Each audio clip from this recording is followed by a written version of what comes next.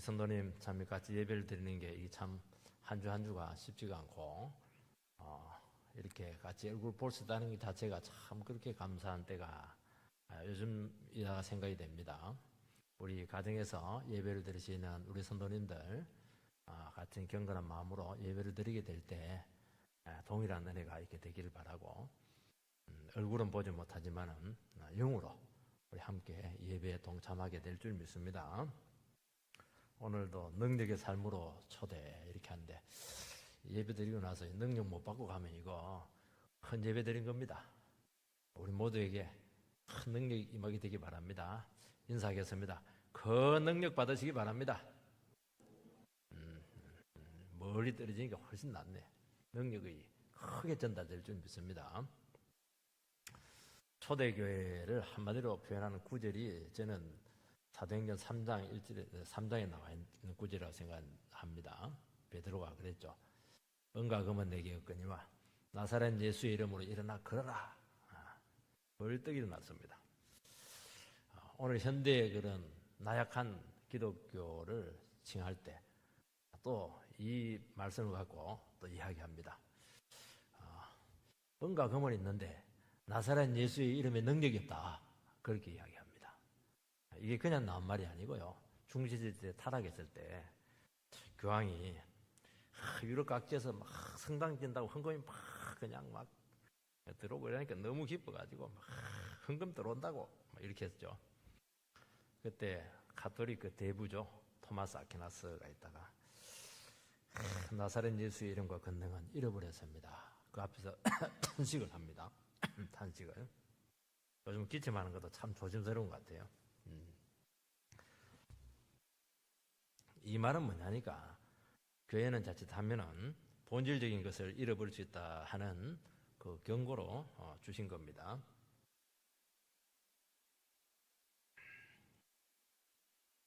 교회의 본질적인 게 뭐냐? 믿음이죠. 기도의 능력이고 영혼에 대한 열정이고 십자가를 지는 것이고 내 기질 내 뜻을 막 끊고 주의 뜻에 굴복하는 거 이게 능력이에요. 성령의 역사가 막 나타나는 것이죠. 그리고 눈에 보이는 것도 하나님이 축복해야지 막 주의 일을 위해서 힘써 나가는 거 이런 것들이 이제 나타나야 됩니다. 세상 것이 아닌 하늘의 것으로 막 충만해지는 것이죠. 근데 요즘은 반대가 되고 있어요. 주의 능력을 자꾸 이용해서 내 뜻을 막 이루려고 하고 말이지.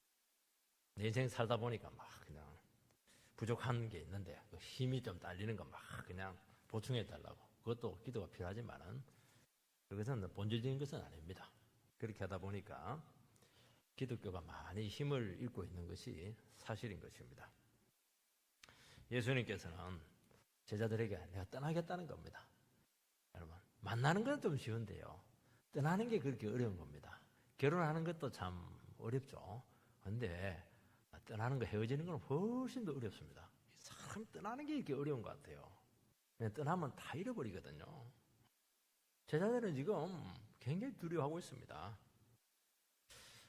그래서 이 떠남을 잘 해야 된다. 떠남을 잘못하면요 원수됩니다. 3년 동안 아무리 제자들하고 예수님하고 뭐 좋은 관계 맺어도 그거 아무 상관없어요.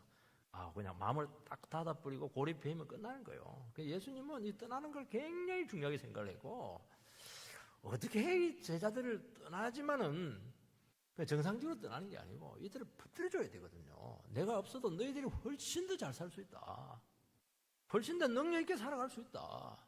이 믿음을 주고 확신을 줘야 되는 것입니다. 이게 쉽지가 않았어요. 제자들은 믿음이 없었거든요. 나는 지금 십자가 지러 간다.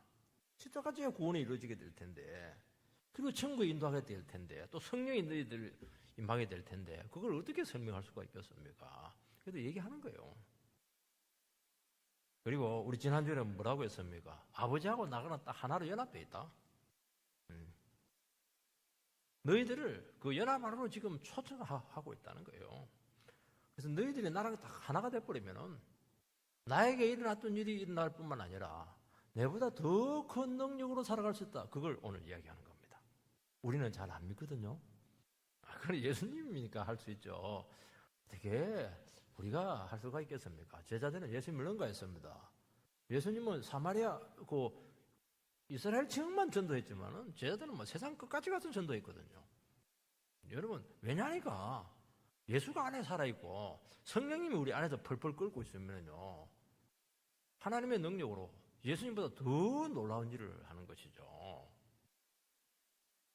그걸 한번 생각을 해보라는 겁니다. 그러니까 예수님 말씀은 하나하나가 우리에게 보약입니다. 이게 첫 번째는 예수와 우리와의 관계를 이야기합니다. 하나님과 예수님은 사랑으로 연합된 관계에 있습니다. 연합은 하나 되는 것이라고 했고 하나 되기 위해서는 가장 중요한 게 제한을 받는 겁니다. 여러분 기독교는 제한받는 겁니다. 성도들도 서로에 대해 제한을 받아야 돼요. 부부도 제한을 받아야 됩니다. 제한을 안 받는 사람은 이걸 이제 망난이라고 하는데 아무도 못 해냅니다. 아무도 못 해내요. 딱 붙어버려야 돼요. 이 제한을 받을 수 있는 유일한 방법은 하나밖에 없는데 사랑하고 신뢰하는 겁니다. 믿음이 있어야 돼요. 하나님하고 예수님 관계가 그런 관계였어요. 100% 사랑하고 100% 신뢰했거든요. 그런데 놀라운 사실은 이 사랑과 신뢰의 관계가 예수님하고 우리와의 관계에서도 이루어질 수 있다고 말씀하고 있습니다. 그걸 지금 이야기하는 거거든요. 그것만 되면 끝난 겁니다. 12절 말씀을 보면 내가 진실로 너희에게 이르노니 나를 믿는 자는 내가 하는 일을 그도 할 것이요 또한 그보다 큰 일도 하리니 이는 내가 아버지께로 감이라. 제자들은 떠남을 두려워합니다. 예수님은 두려워할 필요가 없다고 말씀하고 있습니다. 왜냐하면 너희들이 예수를 믿으면 예수님께서 하신 일을 너희들이 할 수 있다 그렇게 이야기하는 그게 이유입니다. 두려워할 필요가 없는 것이죠. 그리고 더 나갑니다. 예수님이 했던 것보다 너희들은 더 큰 일을 하게 될 것이다. 여기까지 가는 겁니다. 참 기독교는요 정말 역설적이고 파격적입니다. 예수님이 한 것만 해도 엄청난데 예수님보다 한 것보다 훨씬 더 큰 일을 한다. 아예 성경 책이니까 그런 말을 하지. 그거 어떻게 믿을 수가 있어요. 아마 우리 예배드리시는 우리 성도님들 그렇게 생각할지 모르겠는데 잘 들어보시기 바랍니다. 여러분들 다 큰 일 할 수 있습니다. 이는 내가 아버지께로 감이라. 그 이유가 나오죠. 예수님께서 이제 아버지께로 간다고 하는 것은 이제 구원 사역을 다 마치시고 이제 하늘에 올라가셔서 새로운 하나님 성령님을 그들에게 보내어 주실 수 있게 되기 때문이다. 그렇게 하는 겁니다. 그러니까 3년 동안 예수님께서 오셔서 사역했는데 이제 임무 교대, 보초를 이제 교대시키는 거예요. 임무 교대를 한다는 겁니다. 예수님에게서 성령님으로 임무 교대하러 간다는 겁니다. 여기서 이제 중요한 게 전제입니다. 나를 믿는 자는 이렇게 되어 있습니다. 이 믿음의 사람이죠. 여러분 믿는다고 하는 것은 나는 연약하고 안 되지만은 주님은 다 하실 수 있다 하는 것을 믿는 겁니다. 예수님은 하나님의 아들이시고 하나님과 하나라 하는 것을 믿는 겁니다. 예수님은 하나님보다 조금 부족합니다. 그거는 믿음이 절대로 안 생겨요. 그건 아무것도 못 해냅니다. 이단들은 열심은 엄청나게 많은데 성령의 역사들, 기적들 절대로 이뤄내지 못해요. 영혼의 변화들 없습니다. 더 완악해질 겁니다. 이단들은 굉장히 완악해져요. 왜냐하면 안에 이 믿음이 없거든요. 진짜 믿음 없어요. 예수를 하나님의 아들을 믿어야 성령이 오거든요. 성령이 오는 겁니다. 삶이 차가워요. 열심은 있어요. 열심은. 예수가 하는 것은 하나님께서 하시는 것이고 우리를 구원하는 겁니다. 예수님 안에 신적인 능력이 있고 예수님 안에 모든 부요가 있고 신성이 자리 잡고 있고 진리로 충만해 있습니다. 은혜와 진리가 충만해요. 우리 진짜 예수님께서 이것을 가지고 계시다고 한다면 우리는 어떻게 해야 되겠습니까? 진짜 우리 아버지가 막 대재벌이다 그렇게 하면 어떻게 하겠어요, 여러분들?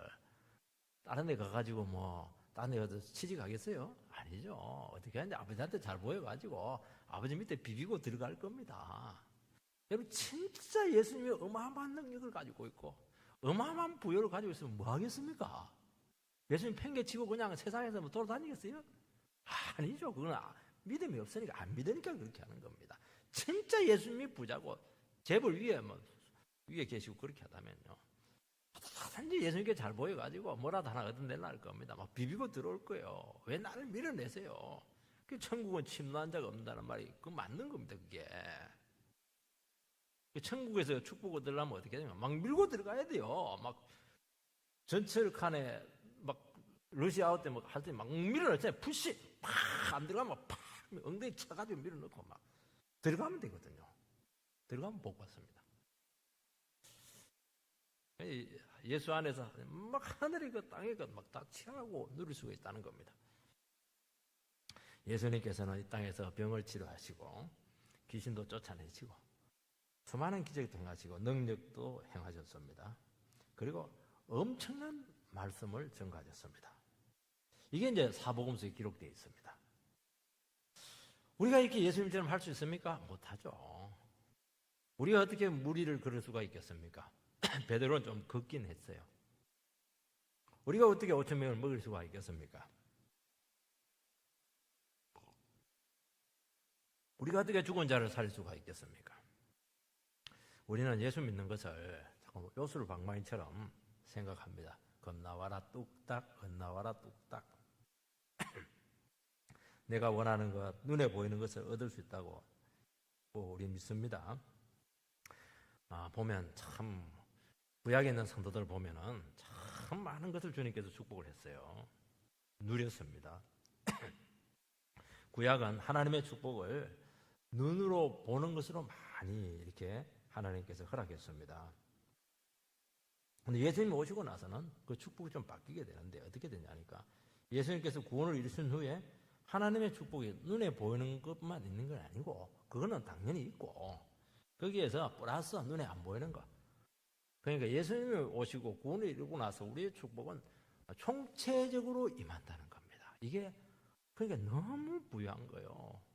여러분, 구약의 성도는 우리 예수 믿는 사람들보다 훨씬 못하다고 되어 있는 겁니다. 이런 의미에서 우리는 정말 하나님의 축복에 그냥 한가운데 들어와 있다는 것을 알 수가 있습니다. 여러분, 우리는 부유함으로, 형통함으로 우리에게 나타납니다. 그것만 있는 게 아니에요. 영적인 부여로도 나타난다는 겁니다. 그래서 우리는 눈으로 보이는 부유함으로도 축복이지만 우리는 그것이 없더라도 부유합니다. 가난해도 부유할 수가 있어요. 부유하면 더 부유하죠. 뜻대로 안 되더라도 나를 통해서 하나님께서는 어마어마한 일을 할 수가 있는 겁니다. 고난 중에서도 우리는 평안할 수가 있습니다. 옛날에는 고난 중에 있으면 참는 거죠. 악이다 깡이다 참는 것이지 어떻게 평안할 수가 있겠어요. 근데 우리가 예수 안에 있으면 태풍의 눈과 같아요. 태풍 주기가 난리인데 눈은 최고로 고요하잖아요. 눈 안에 딱 들어있으면요 미동도 안 해요. 얼마나 최고로 고요한 데가 태풍 눈이거든요. 하나님의 눈 안에 딱 들어와 있습니다. 그게 가능해요. 어떻게 이런 일이 생길 수가 있겠습니까? 빌립보서에 보면 내게 능력 주신 안에서 모든 것을 할 수 있다고 말씀하고 있습니다. 구약에는 가난하게도 하지 마시고 잠언에 보면 부하게도 하지 말라 그렇게 합니다. 가난하면 주님을 부인할 수가 있기 때문이고 부자로 있으면 교만할 수 있기 때문이다. 그게 구약의 한계입니다. 그래서 가난하게도 하지 말고 부하게도 하지 말고 그냥 하나님 잘 섬기면서 살 수 있도록 해달라는 겁니다.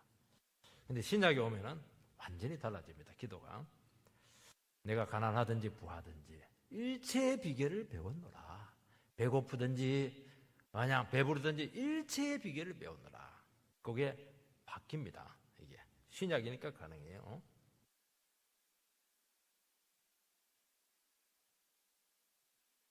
왜냐하면 그 이유가 무엇입니까? 신약에서는 가난하면은 어떻게 됩니까? 더 하나님의 공급하심의 능력을 막 체험을 해요. 그러면 하나님께서 막 부하게 하면 어떻게 됩니까?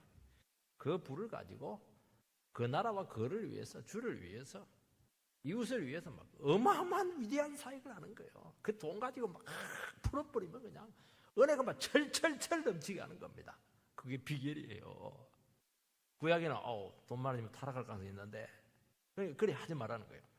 돈 없으면 주님 부인할지 모르는데 안 되는 거예요. 이게. 신약은 가능해요. 신약은 아무리 가난을 해도 막 그냥 능력 있게 살 수 있고요. 아무리 부해도 그 부를 가지고 막 주를 위해서 그냥 헌신할 수 있는 겁니다. 없는 것보다 있는 게 100배 낫거든요. 예수를 믿으면 예수가 하는 일을 우리도 한다고 말씀했습니다. 예수가 믿는 자 안에서 일하시기 때문이죠. 그래서 예수님에게 일어난 일이 우리에게 나타나요. 그래서 저는 신약 성경 읽을 때마다 제일 놀라운 게 스데반이 죽을 때 예수님과 똑같아요. 저들의 죄를 용서해달라고 돌 던지는 사람들한테. 그 예수님이 십자가 위에서 기도했던 거잖아요. 예수님이 했던 기도가 그대로 이루어진다니까요. 우리에게. 바울 기도 보면요. 예수님하고 똑같아요. 이게. 너무너무 신기해 이게. 악한 자들이 예수님을 얼마나 죽이려고 했습니까? 그래도 못 죽입니다. 왜냐하면 아버지의 때가 안 됐기 때문이죠. 아무리 계획자도 안 돼요. 안 되게 돼 있습니다. 왜냐하면 예수님은 아버지의 계획에서 움직이는 사람이기 때문이죠. 절대로 못 건드려요. 이거는 우리에게도 똑같이 일어난다는 겁니다. 아무리 사람들이 모략을 꾸미고 저놈 죽여야 되겠다 이렇게 해도 아버지의 허락의 때가 아니면 손도 머리털 하나 손상시키지 못해요. 우리가 끝났다 생각할 때가 있습니다. 저는 그걸 너무 많이 경험을 했어요. 나는 끝나도 주님은 절대로 끝나지 않습니다. 이 매력, 이 위대함, 이게 어디서 나타나요? 세상은 끝나면 끝나는 거예요. 우리는 내는 끝나도 하나님 안 끝나라니까요. 더 놀라운 게 기다리고 있다니까. 막판 뒤집기가 있다니까요, 이게. 우리는 망했다고 막 퍼질 앉아고 막 땅을 칩니다. 아유, 망했다. 뭘 망해요? 얼마나 나중에 부끄러운 줄 아세요? 내가 이렇게 믿음이 없나? 주님은 그때부터 이제 본격적으로 일하는데 자기는 막 고무신을 갖고 막 땅을 치면서 막 후회를 하는 거예요, 이게. 부끄럽죠? 그래서 우리는 무슨 일이 있더라도 담대합니다. 왜냐하면 내 속에 예수가 계시니까요. 내 뜻대로 일이 진행되지 않더라도 우리는 주님의 뜻이 나타날 것을 알기 때문에 두렵지 않아요. 도리어 내 뜻대로 되는 게 이게 좋은 게 아니에요. 주님이 나를 알아서 끌고 가세요. 그래서 점점 믿음이 좋아지고 내 계획이 없어져 버려요. 왜냐하면 계획이 하나도 안 되거든요. 주님이 알아서 그냥 끌고 가세요. 그냥 나는 무조건 삼수갑산을 가더라도 예수 따라갈 테니까요. 그리 살아가는 겁니다. 얼마나 위대한 거예요. 우린 계획자다 시간 다 가는데 두렵지가 않아요. 주님께서는 보낼 자를 보내시고 세울 자를 세우시고 붙일 자를 붙여줄 줄 믿습니다.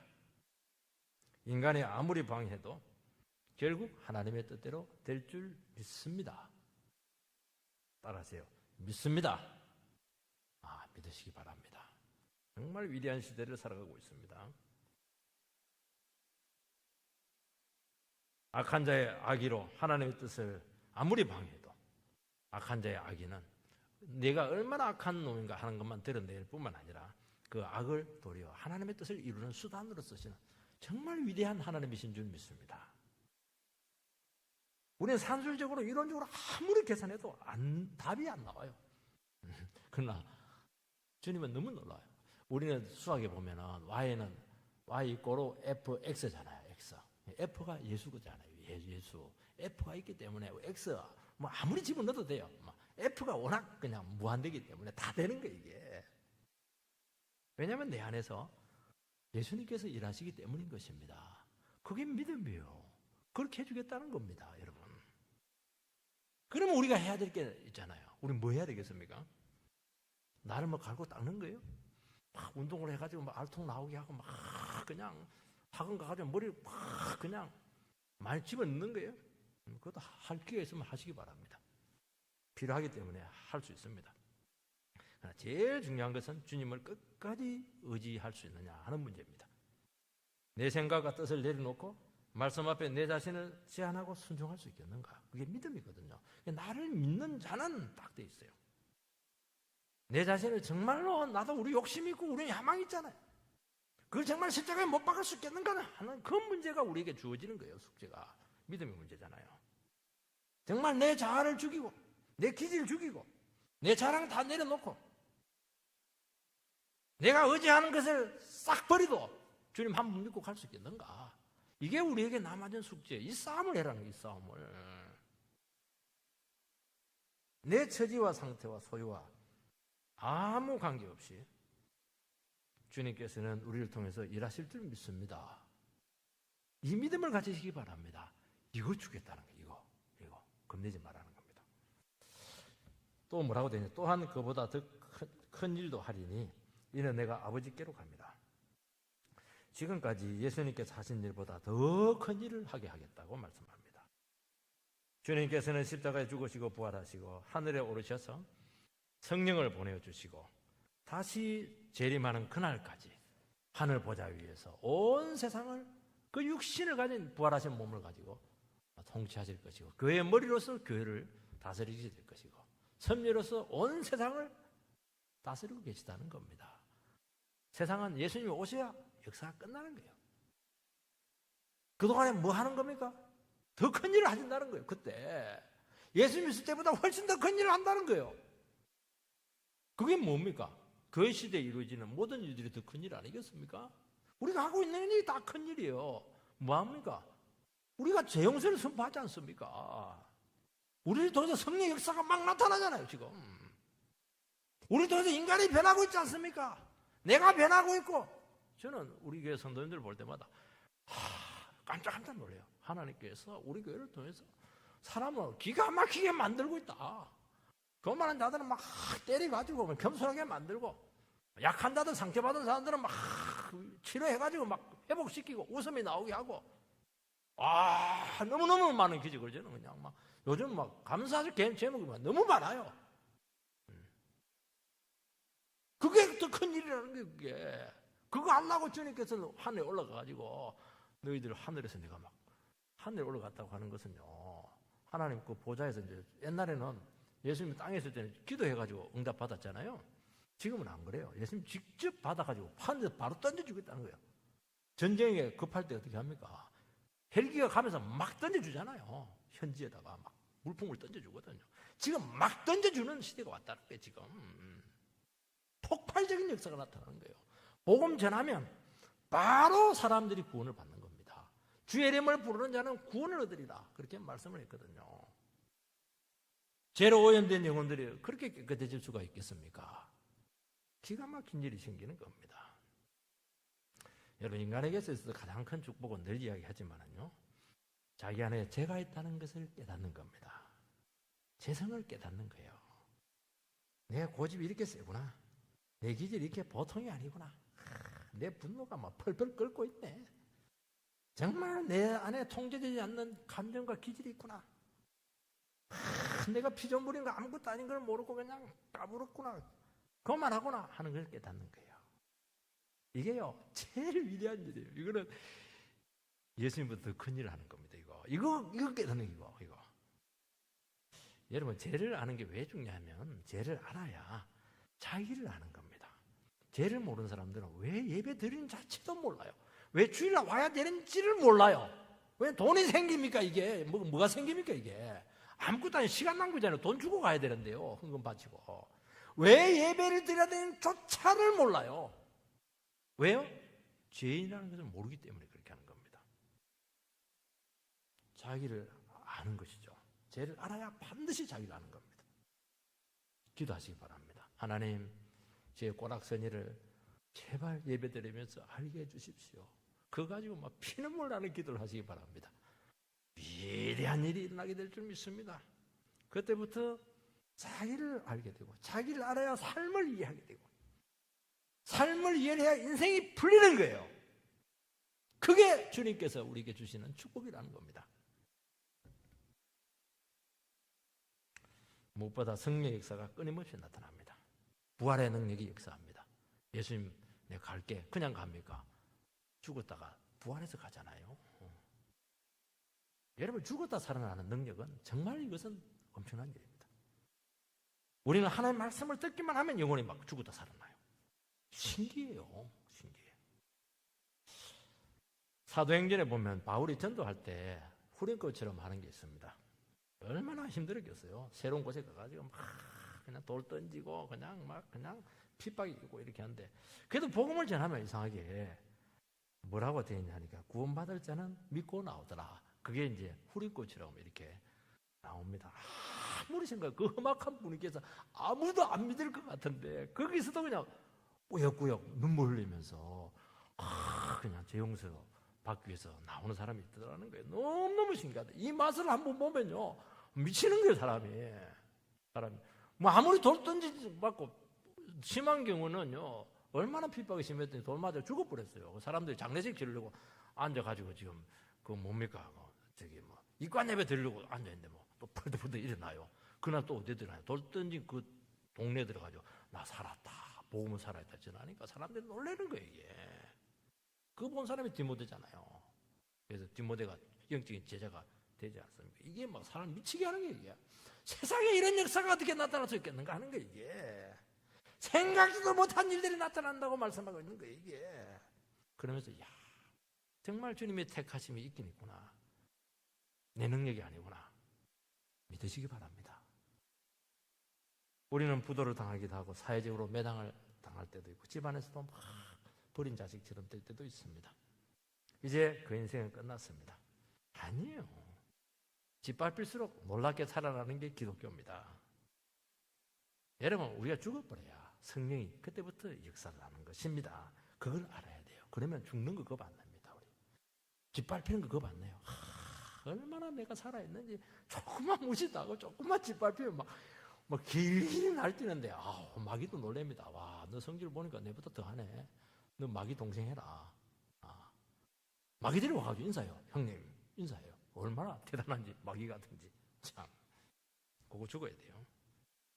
내가 죽고 내 자아를 내려놓을 때 그때부터 성령께서 내 안에서 막 일하기 시작하는데 기가 막힌 일이 일어나는 겁니다. 죽어야 돼요. 우리는 그래서 스스로를 내려놓지 못합니다. 하나님께서 우리를 너무 사랑하셔가지고, 너무 사랑하시고, 사랑 안 하면 절대로 이렇게 안 합니다. 왜 비싼 밥 먹고 괴롭혀요 사람을? 그냥 적당하게 넘어가죠. 우리를 너무 사랑하니까 그냥 우리를 인생 밑바닥에만 패대기를 쳐가지고 막 완전히 뻗게 만들어요. 너는 아무것도 아니다 하는 것을 진실로 깨닫게 만드신다는 겁니다. 너무너무 사랑해서 그래요. 비싼 밥 먹고 왜 그렇게 해요? 주님도 좋은 관계 있고 싶죠. 너무 사랑해서 그래요. 그때 주님의 모든 것이 되면서 성령님이 우리에게 임하시게 되고, 그때부터 내 인생을 막 끌고 다니기 시작합니다. 그때부터 기적이 나타날 겁니다. 내 인생은 왜 이렇게 안 풀릴까? 성령 못 받아서 그래요. 왜 성령 못 받아요? 아직 내가 살아있어서 그럴 거예요. 스스로 패대기 치세요.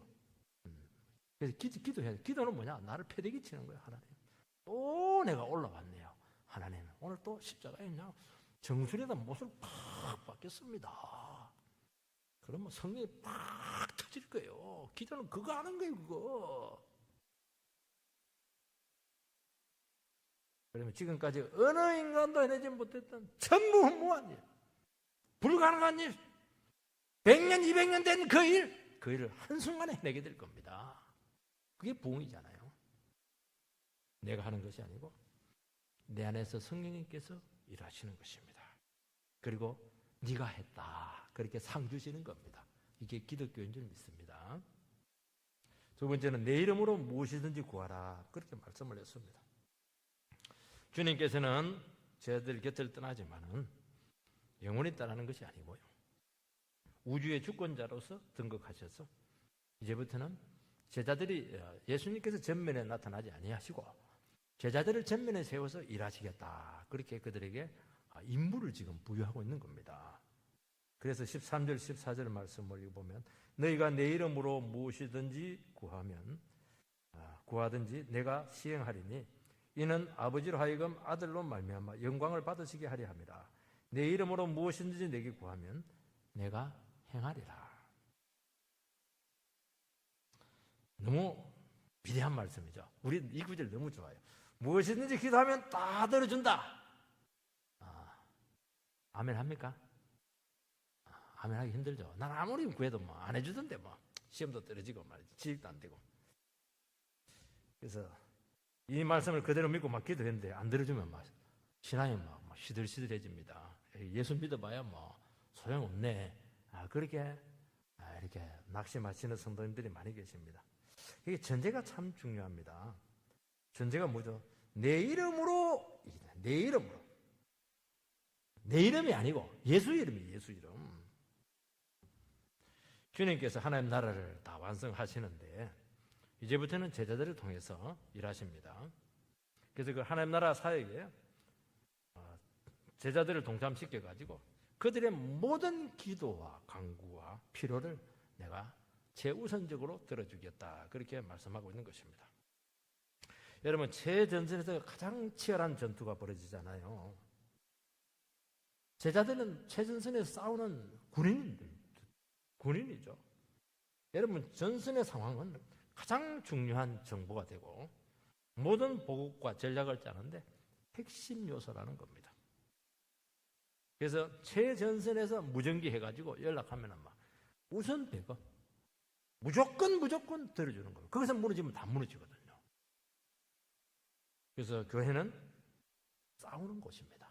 언제까지?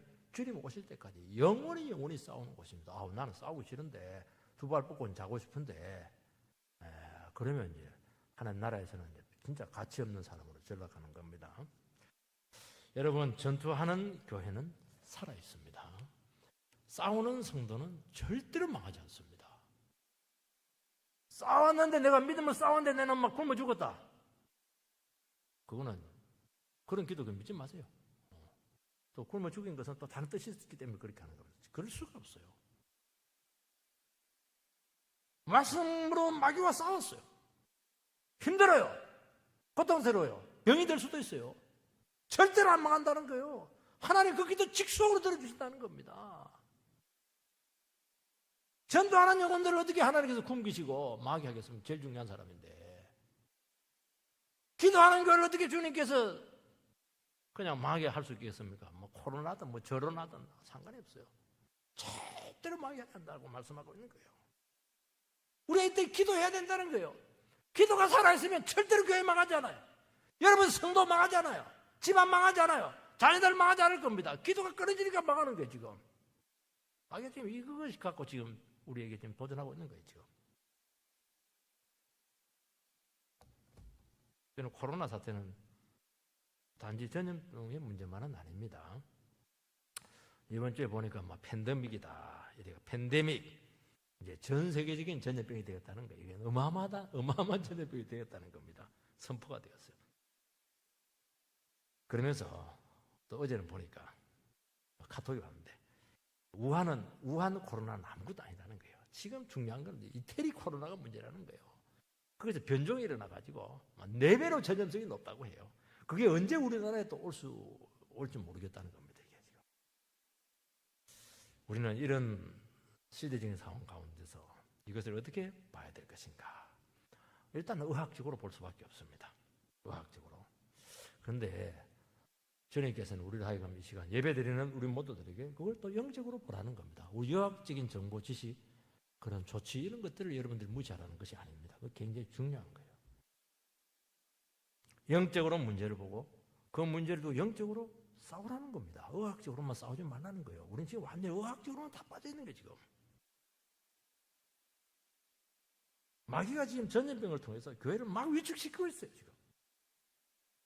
기독교는 사회성을 가지고 있다고 했습니다. 기독교는 공동체성의 생명이에요. 예배를 못 드리게 해요. 예배를 몸으로 모이지 못하게 해요. 전염성이 강하기 때문에 전도를 못하게 하고 있는 거예요 지금. 공권력이 교회를 지금 위축시키고 있어요. 대구는 어떻게 예배를 드리나 제가 한번 봤더니만 대구 사람들은 많이 위축되어 있더라고요. 그런데 싸우고 있더라고. 어떻게 싸우냐 보니까 자꾸 대구에 대한 공격이 막 들어오니까 몇 군데 설교를 또 한번 서베이를 해봤어요. 코로나가 대구 사람들 죄 때문이냐? 아니라는 거예요. 아브라함이 지금 기근에 왔을 때 애국으로 돕혔는데 그 기근이 아브라함 죄 때문에 아니라는 거예요. 자기들 나름대로 싸우고 있는 거예요. 지금 대구는 싸우고 있는 거예요. 지금 누가복음 13장 4절에 보면 실로암 망대가 무너져서 18명이 죽었는데 실로암 사람들이 예루살렘 사람보다 죄가 더 많아서냐? 누구든지 회개하지 않으면 망하게 되리라. 그렇게 말씀하고 있는 거예요. 그거 막 설교하고 있다니까 지금 대구에서는 대구에서는 공격이 막 들어오니까 하나님 말씀하고 막 싸우고 있는 거예요. 그래서 살아나거든요. 그러면 사는 거예요. 대구가 다시 한 번 더. 우리는 어떻게 지금 싸우고 있습니까? 지금 싸우라는 거예요. 지금 의학적인 그거는 가만히 있어도 다 들어와요. 너무 많이 들어와서 지금 문제예요. 지금 이걸 안 해요. 이거 안 싸우는 거예요. 싸우질 않아요. 지금 영적으로. 여러분 코로나 사태는 누가 뭐 원해서 왔습니까? 우리는 억울한 피해자들이에요. 어쩔 수 없이 지금 오게 된 재난이에요. 그 예배를 제대로 드리지도 못하고 기도 제대로 못하는 이 기간 우리는 보내고 있는 겁니다. 그래서 이 기간은 기회이기도 하지만은 유혹이 될 수도 있다 하는 것을 말씀하고 있는 거예요. 만약 이 기회에 성도들이 영적인 나태의 기회로 삼다면 지내놓고 나서 그대로 준비한다는 것이고 상황이 끝났을 때 신앙이 떠내려가 있을 가능성이 많고 교회 몸으로 오지 않아도 집에서 얼마든지 예배 드릴 수 있겠네. 상황이 그렇겠지만 몸을 치야 된다는 거예요. 이게 얼마나 답답합니까? 얼마나 힘든 지금 시기를 지나가고 있습니까? 이때 나의 신앙의 진면목을 점검할 수 있는 기회로 삼자. 그렇게 기회로 삼으시기 바랍니다. 더 기도하고 더 성경 읽고 집안에 있더라도 기도 시간을 2배로 늘리세요.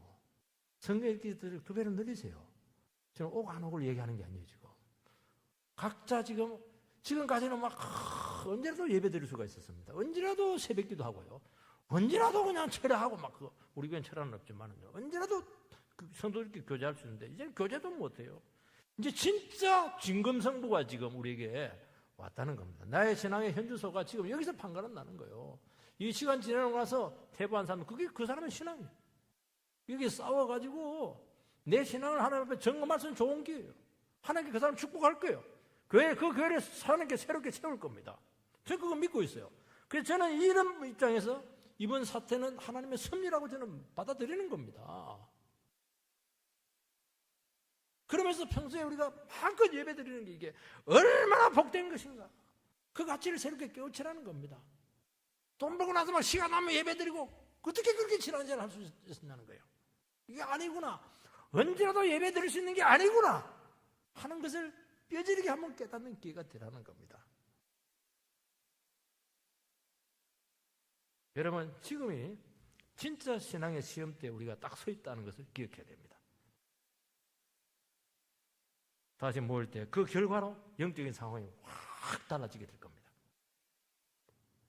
그리고 저는 믿어요. 주님께서 우리에게 어려움을 주시고 고통을 주실 때는 반드시 선한 것으로 좋은 계기이기 때문에 유익하게 할 것이라는 걸 믿어요. 믿으시기 바랍니다. 지금 상황을 믿지 마시고 하나님께서 우리에게 특히 이번에는 교회에 대해서 성도에 대해서 많은 시험거리가 되고 있어요. 주님께서 총체적으로 준 것은 한국교회 전체에 대해서 다시 한 번 더 주님께서는 기회를 주었고 유혹거리를 줘가지고 우리의 신앙의 현실을 보고 뭐가 중요하냐. 그래서 우리 한국교회를 다시 한 번 더 새롭게 하고 유익하게 할 줄 믿습니다. 주님의 이름으로 기도하면 무엇이든지 시행하신다고 약속했습니다. 내 이름이 아닙니다. 내가 잘 되고 내 뜻이 성취가 되고 나의 계획과 목적과 내 영광을 위한 것이 아닙니다. 이게 중요하지 않다는 게 아닙니다. 왜냐하면 너무 시급한 문제가 있다는 거예요. 그 나라와 그거를 구하면 이건 다 해주는 건데 여기에 목숨을 걸 필요는 없다는 거예요. 여러분들. 내 이름이 아니에요. 주님의 이름이 걸린 문제입니다. 지금 이 사태는 주님의 이름이 걸린 문제고 한국교회의 미래가 걸린 문제라는 거예요. 지금. 여러분, 오늘 교회 시대를 살아가고 있습니다. 교회 시대는 자기가 챙기는 시대가 아니에요. 자기를 버리는 시대예요. 내 이름 내는 시대가 아니에요. 내 이름은 사라져야 돼요. 세례요한처럼. 그래 그분이 나타나죠. 나의 존재감을 드러내는 시대가 아니라는 거예요. 내 존재감이 없어져야 돼요. 왜 자존심을 그렇게 해요? 내 존재감 그냥 그 위축이 돼서 그렇게 되는 거 아니에요? 그러면 그럴수록 더 좋은 기회인데, 주님이 나를 통해서 더 역사할 수 있는 기회인데, 그런 기회로 삼아라라고 말씀하고 있는 것입니다. 지금 주님의 이름을 붙잡고 기도하며 싸우라는 것입니다. 내 힘으로 안 되면 성령을 구하라는 겁니다. 이게 진짜 진검승부가 왔어요. 지금 제가 이번 주에 아주 중요한 책을 하나 읽었습니다. 랍비 예수 이래가지고 로이스 티어베르그라고 하는 사람이 생물 분석할 때 하는데, 이 사람이 아주 좋은 책을 좀 기록을 했어요. 이 사람의 그 책의 논지는 뭐냐? 예수님께서 1세기에 있었던 유대인 랍비라는 겁니다. 율법학자죠. 유대인 랍비로서 예수님께서는 이 성경을 어떻게 이해를 했겠는가? 예수님께서 하신 말씀이 랍비 입장에서, 유대인 랍비 입장에서 어떤 그 시대적인 의미를 가졌겠는가 하는 우리 현대적인 입장이고 그때 입장에서 들어가서 그걸 해석을 하는 겁니다. 그냥 유익했어요. 거기서 보면 이제 9장에 뭐라고 나왔냐니까, 예수님은 후처파를 좋아했다. 이제 그 구절이 나와요. 후처파가 뭐 후추를 막 좋아하는 게 아니에요. 고춧가루 이거 좋아하는 게 아니에요. 후처파, 이게 이제 어떤 팝을 얘기하는 것도 아닙니다. 그 히브리어가 후처파예요. 후처파. 그러면서 뭐라고 이제 설명을 하냐니까, 자기가 예루살렘을 여행을 했는데, 그 사람 미국 사람이거든요. 지금 시내버스 공공버스를 타고 가는데 아주머니가 요금을 안 내고 제일 뒤에, 운전자보다 멀리 제일 뒤가 푹 앉더라는 거예요. 벌써 기자가 막 따집니다. 아주머니는 뭐 아무리 따져도 창문만 이렇게 바라보고 끝까지 그냥 타고 가는 거예요. 못 들은 척 하는 겁니다. 그러니까 막 기사가 막 속사포처럼 팍팍 시버리아로 막 팍팍팍팍 후추후추 하면서 막 공격을 하는 거예요. 지금 버스표를 사오든지 내리든지 하라는 겁니다. 이 여인은 막 요지부동에 가만히 앉아있어요. 기사는 온갖 짜증을 다 내고 그 여자를 해도 막 손가락질 발가락질 다 하는 거예요. 지금 화가 나가지고. 그러니까 그 여자는 어떻게 하냐면 신문을 더 꺼내가지고 신문을 또 봐요. 또 뒤집어지죠. 그 도로가 1차 간선도로인데 지금 뒤에 막 긴 행렬이 지금 막 멈췄어요. 뭐 싸움도 1시간 2시간 싸워버리니까. 대단한 배짱이죠. 우리 같으면 어떻게 되겠어요? 난리 났죠. 지금 얼마나 지루하고 답답했겠습니까? 그 안에 있는 사람들. 뒤에는 뭐 차 행렬이 막 뒤에도 삑삑거려요. 막 빡빡 소리 내는데 가만히 있어요. 그러니까 이제 여자가 천천히 일어나더니만 연문으로 차비도 안 내고 그냥 하차를 했어요. 이 여자 때문에 예루살렘 절반이 멈췄다, 그렇게 표현합니다. 그래서 뭐라고 말하냐니까, 광기의 경계선에 있는 완전한 배짱, 순전한 배포, 이것이 후첩하다, 그렇게 설명을 합니다. 여자와 기사는 자기 목적을 달성하기 위해서 서로 한계선까지 막 압박하는 법을 알고 있었다는 거예요. 막 압박하고 버티는 법, 압박하는 법, 이거 욕하는 법, 이거 다 알고 있어요. 만약에 이런 현상이 미국, 그 사람 미네소타 주의 사람이었던 것 같은데, 만약에 미네소타 미국에 있었다면 어땠을까? 점잖은 교양인이기 때문에 이런 일은 없었다, 그렇게 이야기를 하는 것입니다. 그러면서 뭐라고 하냐니까, 예수님께서는 제자들에게 후처파처럼 기도해라, 그렇게 요구한다는 겁니다. 예수님은 후처파를 너무 좋아한다는 게, 이런 사람, 이 차비 안 내고 뒤에 앉아 버티는 수 있는 능력, 기사가 끝까지 욕을 해서 결국에 내리게 할 수 있는 능력, 이걸 너무 예수님이 좋아하신다는 거예요. 이거 성경에 보면 가만히 보니까 이런 사람들이 너무 많아요. 수로 보는 게 막 끝까지 막 어떻게 자녀의 떡을 취해서 개에게 줄 수 있겠는가? 그럼 뭐 나보고 개라고 그래?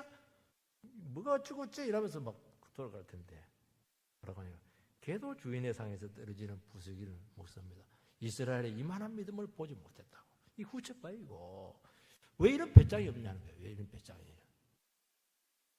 불의한 재판장 비유 나오잖아요. 과부가 무슨 돈이 있어요? 불의하니까 재판장은 정의로워야 되는데, 돈 없는 과부의 그 재판을 어떻게 들어줘요? 끝까지 막 씁니다. 끝까지 가요. 끝까지 가. 그래서 너무 번민해가지고 나중에 막 귀찮아가지고 그냥 과부의 소원을 들어줍니다. 과부도 대단하죠. 과부가 왜 끝까지 찾아가요? 골백분 왜 찾아갑니까? 뭐 그거 알면 안 되니까요. 그리고 네가 아무리 나에게 까불어도 불의한 재판자 너 말이야. 너도 인간이야. 너 뒤에 하나님이 계셔. 하나님 보고 가는 거예요. 그 인간 보고 가는 게 아니고. 왜 그런 깡다구가 없냐고 지금 도전하고 있는 겁니다. 지금. 하나님이 얼마나 잘 도와주겠는가 그렇게 말하는 겁니다. 새벽에 친구가 찾아왔어요. 근데 막 2시, 3시에 와서 새벽 2시. 먹을 게 없어요. 옆집에 막 가가지고 막 대물, 야, 먹을 걸 달라 하니까 뭐 온갖 성질을 다내. 왜 집안 식구 다 깨우냐고 말이지. 잠옷 입고 나와가지고 막 소금 안 뿌린 게 다행이죠. 중동 지역은 손 대접을 어떤 세대가 하더라도 대접 안 하면 그거는 절교 수준입니다. 그거는 굉장히 좋지 못해요. 그거는. 그러면 이제 돌아가려면 돌아가면 될 텐데 안 돌아가고 가만히 있는 거예요. 그거 대문 앞에서. 친구가 그 뭐 잠이 오겠습니까? 잠이 안 와요. 얼마나 귀찮고 마음이 불편한지 몰라요. 얼마나 뻔뻔합니까? 어떻게 2시에 3시에 여러분 자매들 중에서 남편이 예약 없이 2시에 술 친구 데려왔다. 이혼입니다 바로. 그런 일이 있었다는 게 이게. 집 주인이 막 그 사람은 결국에는 떡을 줘요. 그 사람이 착하기 때문에 그런 게 아니고 빨리 주고 빨리 침대에 기 들어가서 잘라고 그렇게 하는 겁니다. 이게 후처파입니다. 후처파는 후처파로 맞서라 그렇게 말씀하고 있습니다. 악한 자라도 자식에게 좋은 것을 줄 줄 알거든. 하물며 하늘에 계신 아버지께서 원한을 풀어주지 않겠는가. 저는 원한에 어떻게 하나님이 예수님이 원한을 이야기하냐고. 기도하는데 왜 원한을 가지고 기도하라고 그렇게 하냐고. 우리는 예수 믿기 때문에 원한이 많아요. 억울한 일을 너무 많이 당해요. 그리고 하나님께서 기도를 안 들어주시는데 또 원한이 있는 거예요. 원한이 너무 많아요. 원한이 맺혀가지고 왜 기도하지 못하느냐고 그렇게 말씀하고 있는 거예요. 지금 좋은 거 주겠다. 성령을 주지 않겠는가. 최고로 좋은 거 주겠다고 말씀하고 있는 거예요. 하나님을 믿는다면 여러분 끈덕지게 밀어붙이시기 바라고 딱 달라붙으세요. 몇 번 해보고 안 하고 그거는 믿음 아니에요. 예수님 그거 싫어한다고 했어요. 후처파를 좋아한다고 말씀했다니까요. 여러분 신앙에는 배짱이 있어야 돼요. 왜 사람을 두려워해요? 기도의 관건은 하나님에 달려있는 거예요. 이 배짱이 어디서 나온 거예요? 하나님 때문에 나온 것이거든요. 자기 배포가 아닙니다 이거. 요즘 전도가 안 된다고 합니다. 안 해본 사람의 변명이죠. 아파트 전도 불가능하다고 해요. 그래서 요즘은 뭐 양육 세미나 기도 세미나 몰리는데 전도 세미나 안 몰려요. 안 되니까. 전도는 생각에는 이론이 아닙니다. 나가 부딪히면 돼요. 나가면 돼요. 무슨 일이 날지 모릅니다. 안 해보니까 온갖 말을 하는 겁니다. 아파트 들어가세요. 들어갈 길이 없는데 또 가면 들어갈 길이 있어요. 우편함에 넣어두면 안 돼요. 신고해서 전부 다 그 경비원들이 다 수거해 갑니다. 그러면 그 높은 20전, 30전 올라다니면서 그 집 앞에 갖다 놓으면 돼요. 또 그거 갖고도 안 되면 전혀 누르세요. 전혀 누르면 열어줍니까? 절대로 안 열어주죠. 왜냐하면 화면에 다 비치니까 잡상인으로 보기 때문에. 그러면 한 번 더 누르세요. 저는 한 번 누르고 그건 돌아오면 법이 없어요. 반응 없어도 왜냐하면 걔가 안에서 씻었기 때문에 있는 거예요 지금. 걔는 기가 막히게 알아봐요. 그러면 어떻게 합니까? 속에서 누가 더 가슴이 철렁할까요? 속에 있는 사람이 철렁하는 게 야, 저 인간 찔기네. 그리고 나서 한마디 쏘옵니다. 안 가니까 안 믿어요. 날 기독교 싫어요. 이렇게 합니다. 아, 그러지 마세요. 예수 믿고 천국 가야죠. 그 말 한마디가 오라는 거예요. 여러분 모든 인간은 후처파입니다. 쉽게 구원으로 나오잖아요. 얼마나 완고하고 고집이 세고 뭐 어떤 이유나 핑계를 대서라도 초청을 거절합니다. 안 믿는 남편 쉽게 나오던가요? 절대로 안 나옵니다. 어떤 인간인데요. 후처파는 더 강력한 후처파로 상대를 하라고 말씀하고 있는 겁니다. 예의가 어떻고 뭐 교양이 어떻고 말이죠. 상식이 어떻고 말이죠. 포스러운 말 그거 가지고 되겠어요? 안 돼요. 소리 지르고 협박하고 멱살 잡고 이놈의 인간아 네가 죽든지 내가 죽든지 한번 결판 내보자 말이지. 사태질하고 왜 그렇게 못하십니까? 주님의 이름으로 하시기 바랍니다. 혈기를 하면 안 돼요. 혈기를 하면 다 깨지니까. 반드시 무너진다는 것입니다. 온 우주의 주권자 되시고 만왕의 왕이신 주님의 이름으로 선포하시기 바랍니다. 무너질 겁니다. 지난번에 얘기했지만 복음의 전도의 원리가 바로 이거거든요. 하면 만난 상관없어요. 예수 믿으세요. 그건 너무 쉬워요. 교회 나가세요. 그 말 해라는 거예요. 그리고 예수 믿으면 너무너무 좋아요. 그때 이제 말할 때 너무가 참 중요해요. 너무 좋아요. 이렇게 얘기해야 됩니다. 너무가 굉장히 중요해요. 조금 좋아요라고는 사람들 끔찍도 안 하거든요. 너무 좋아요. 이렇게 하세요. 물론 그때 도망가겠지만은 하세요. 그리고 들을 리가 없죠. 후첩하니까. 만날 때마다 얘기하세요. 왜냐면 생활권이 있으니까. 미정한 거 가지고 미정한 원장한테 얘기하세요. 계속 반복하세요. 그리고 한마디 더 하세요. 내가 원장님을 위해서 기도하고 있습니다. 이러면 뭐 이런 인간이 다 있나 이러면서 막 질려가지고 막 무너져 버립니다. 교회에 나와버려요. 여러분, 기도하라는 것이 주님이 하신 일 또는 더 큰 일을 하게 된다는 것을 다음 구절에 나와요. 순서가 중요해요. 주님이 나에게 일하시고 성령이 내려서 역사하려면 기도해야 한다는 겁니다. 내 생각, 위심, 뜻 다 내려놓고 더 이상 내 힘으로 안 살겠다. 인생을 바치겠다. 주를 위해서 인생을 바치겠다. 주의 뜻을 위해서는 물러서지 않겠다. 인생을 걸겠다. 그거 기도하라는 겁니다. 그러면 예수님보다 더 큰 일이 우리 가운데 일어나게 될 줄 믿습니다. 그런 은혜 가운데 서게 되기를 주의 이름으로 축원드립니다.